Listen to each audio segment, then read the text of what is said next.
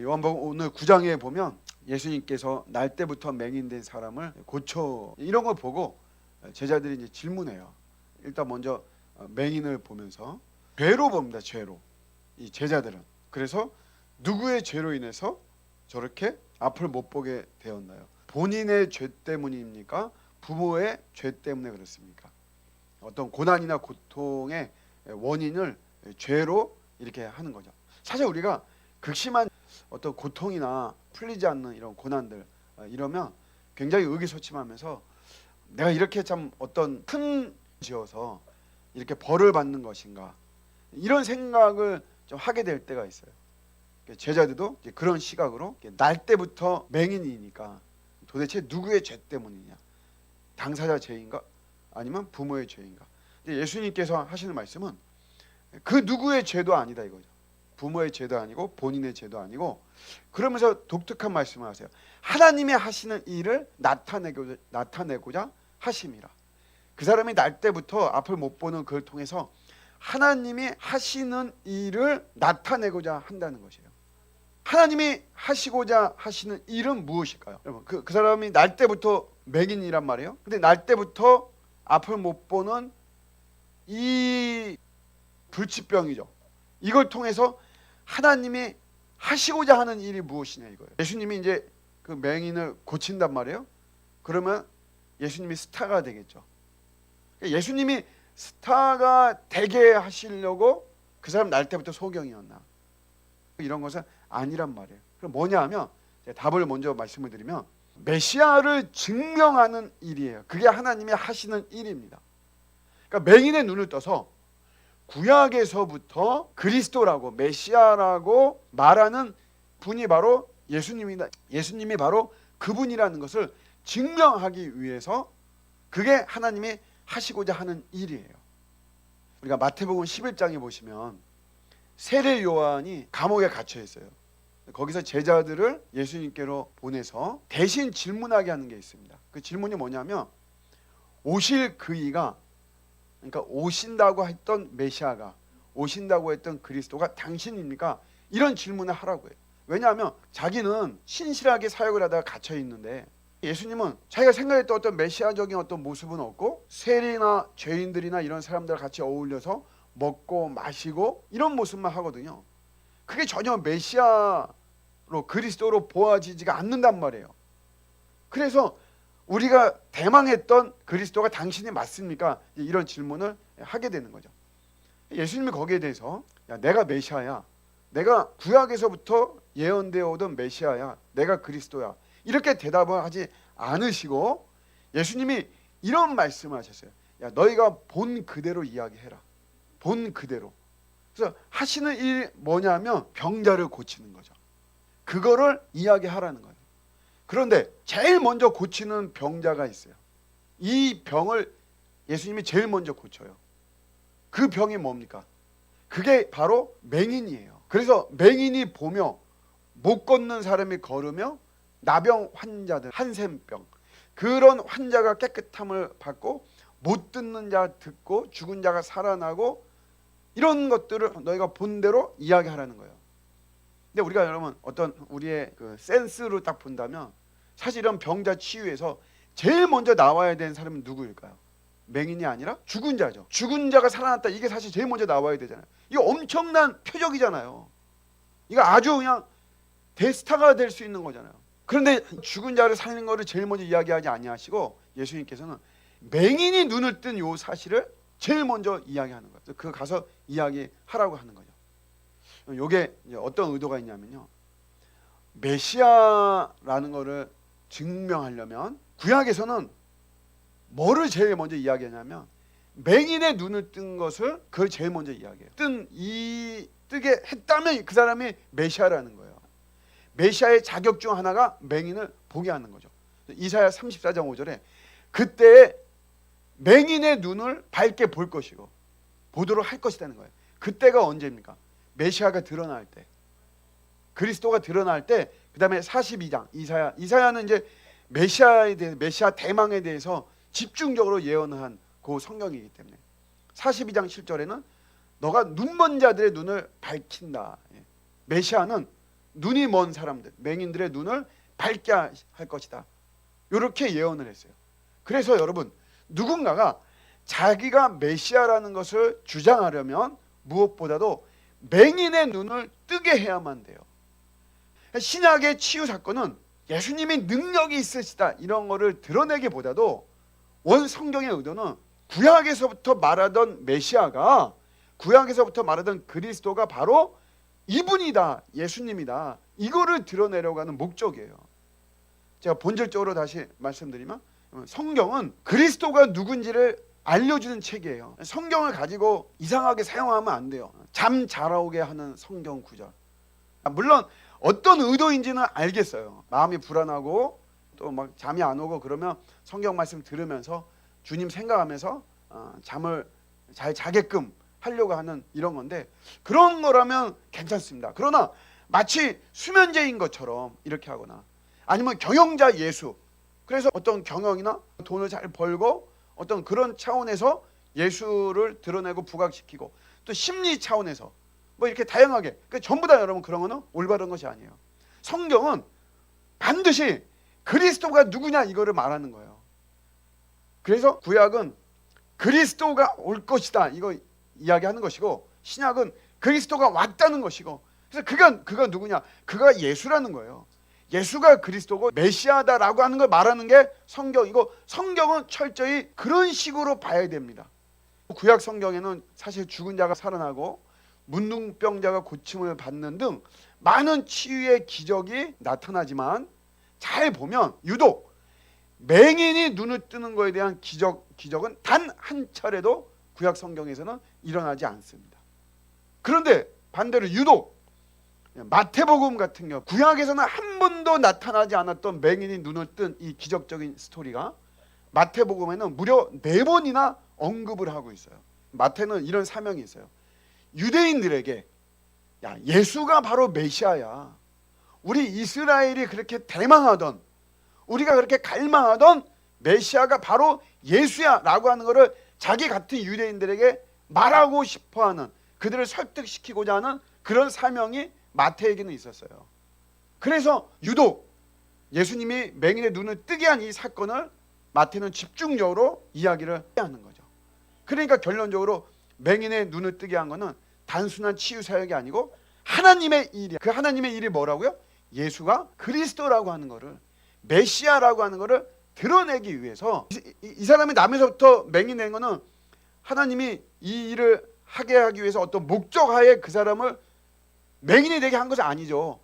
이 세상의 타락으로 인해서 이 사람은 그렇게 맹인이 된 거고, 그러나 하나님은 그걸 통해서 하나님의 일을 하시는 거예요. 그래서 여러분, 우리의 삶은, 내 삶이 지금 축복이든 고난이든 예수를 드러내는 삶을 살아야만 되는 것입니다. 그래서 바울이 먹든지 마시든지 무엇을 하든지 하나님의 영광을 위해서 하겠다라고 이렇게 이야기를 한 거예요.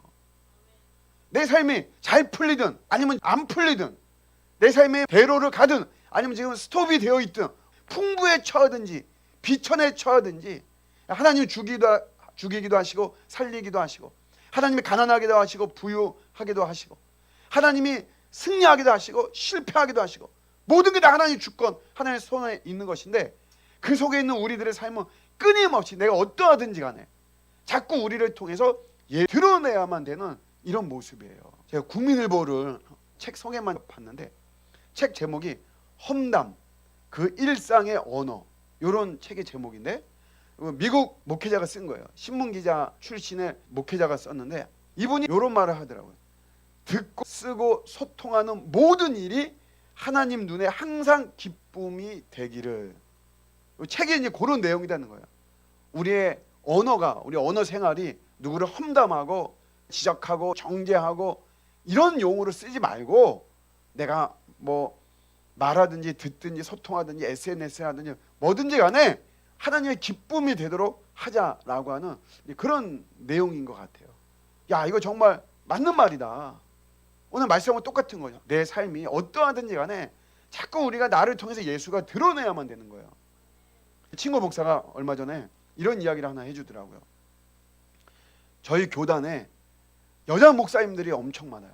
문호를 개방하다 보니까 여자 목사님들이 많이 오셨어요. 그 친구 목사는 이제 다른 교단인데 자기 교단 이야기를 하는 거예요. 거기는 군소 교단인데 이런 이야기를 하더라고요. 한글을 모른대요. 그래서 제가 안 믿었어요. 근데 이제 그 목사님이 이런 말을 해주더라고요. 한글은 모르는데 하나님 사랑하는 그 마음은 자기가 따라갈 수가 없대요. 제가 그래요. 한글은 모르지만 하나님 사랑하는 그 마음은 너무 순수하고 탁월하다는 거예요. 오늘날 참 유식한 분들 너무 많아요. 그런데 보면 너무 유식해가지고 예수는 없어. 자기 자신만 드러나고 하는 이런 것들 사실 많고, 그거는 그나마 괜찮은 거예요. 오히려 예수는 그냥 욕먹이는 거죠. 그럴 바에 한글을 모르더라도 정말 하나님 사랑하는 게 너무 탁월해. 하나님만 드러나는 거잖아요. 예수만 드러나는 사람. 하나님이 엄청 기뻐하시는 그런 목사님이죠. 그러니까 우리가 고난 중에 예수를 드러내는 게 이게 여러분 너무 중요한 거예요. 사실 여러분, 저도 이제 간증 같은 거 이렇게 막 뭐 도전도 많이 받고 도움도 많이 되고 그러는데 다 잘된 간증만 뭐 그런 것보다도 사실 내가 막 너무 힘들고 어려운 거죠. 그러나 그런 중에도 나는 예수가 좋습니다. 나는 예수 버리고는 살 수 없습니다. 난 예수님 사랑합니다. 예수가 나의 전부입니다. 그게 아주 고난 중에, 감옥 속에서, 중환자실에서, 생사가 넘나든 그 순간에서, 돈 한 푼도 없을 때, 부도났을 때, 그럴 때도 나는 예수가 좋다고, 이런 고백이 나와야지 그게 진짜 아니겠어요. 축복 속에는 축복 중에는 다 해요. 다 못할 말이 없어요. 그러나 정말 중요한 거는 고난 중에 우리가 예수를 드러내야 될 줄로 믿습니다. 근데 요거 이제 사실 여기서 설교를 끝날 수도 있는데, 저는 이 말씀을 이제 항상 읽으면서 궁금했던 게, 전 마음에 부딪힌 게 뭐냐면, 그러면 나면서부터 맹인인 이 사람 입장을 본다면, 야, 이 사람은 그럼 희생양인가? 예수님이 딱 고쳐줬어요. 그래서 예수님이 메시아라는 게 드러났어요. 그것까지 좋지만 이 당사자는 뭐냐, 이거. 그 책 소개가 있었다 그랬잖아요. 두 권의 책이 소개됐는데, 이제 두 번째 책은 책 제목이 브로큰 리스, 명사형이에요. 브로큰 리스, 깨어짐이라는 뜻이에요. 미국의 목사님인데 론 솔로몬, 지금은 이제 목회를 은퇴했더라고요. 거의 80을 이렇게 눈앞에 두고 있는데, 아들 3명이 있었고 46살에 누뚱이 딸을 낳았어요. 그런데 이 딸이 출생 3개월 만에 원인 불명의 전신 발작을 일으켰어요. 하루에도 10번씩 넘게 응급실을 가고, 왜 그러는가 알 수가 없는데 8년 차에 원인을 파악했어요. 약물 부작용입니다. 약물 부작용으로 이 아이가 이렇게 간 거예요. 그러나 원인은 밝혀졌지만 이미 이 8년 동안 6,000번이나 발작이 있고 막 이래가지고 이제 이 아이는 다 뇌가 손상이 되었어요. 지적 장애가 심각해서 언어 능력도 완전히 상실하고 배변이나 뭐 옷을 갈아입고 이런 거는 불가능해요. 그러면서 이 목사님은, 하나님은 도대체 어디 계시나? 내가 무슨 벌을 받을 만한 심각한 죄를 지었나? 아니면 내가 믿음이 부족한가? 여러 가지로 막 고통의 시간이었죠.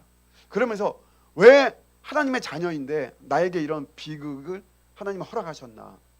이러면서 이제 막 찾아본 거예요. 막 이게 신학적으로 어떤가? 때로 신학에서 이렇게 이야기를 했다는 거예요.